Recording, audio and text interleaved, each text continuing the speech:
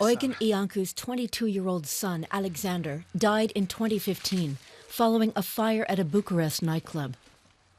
Dozens of young people lost their lives, some of them because their injuries weren't properly treated. Their parents placed this monument in their memory. They say the accident is emblematic of the corruption plaguing Romania. This is about the greed of the club's owners and the Romanian officials that never issued a legal permit for the place. Instead, the club was running on bribes and was never properly inspected. Alexander's burns were treatable, and he could have survived the blaze.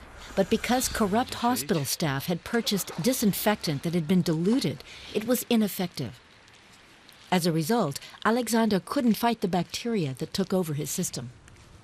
At the time, the first wave of protests in Romania was underway. Then Prime Minister Victor Ponta was forced to step down, and new elections were called. Alexander's father founded an association for the parents who lost their children in the fire. We have to strengthen civil society to confront politicians. We have to be vigilant and hold our leaders accountable.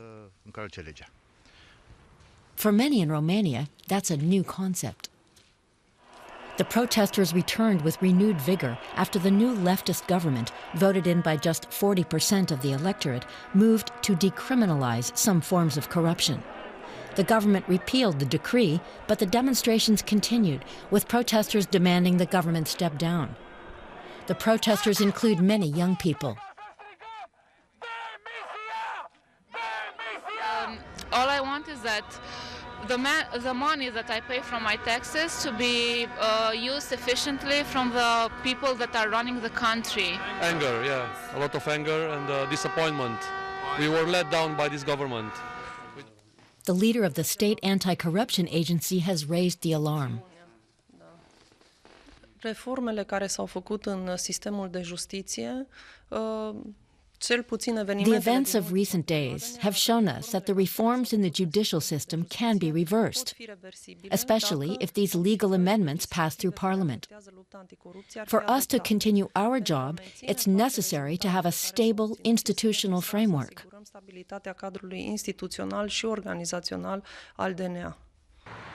Romanians will now have a chance to vote in a referendum on future anti-corruption legislation. The move was set in motion by President Klaus Iohannis. Romania's centre-left government seems trying to continue to change anti-corruption laws now with the help of the parliament. However, on the other side, the protesters want to continue as well, at least for now.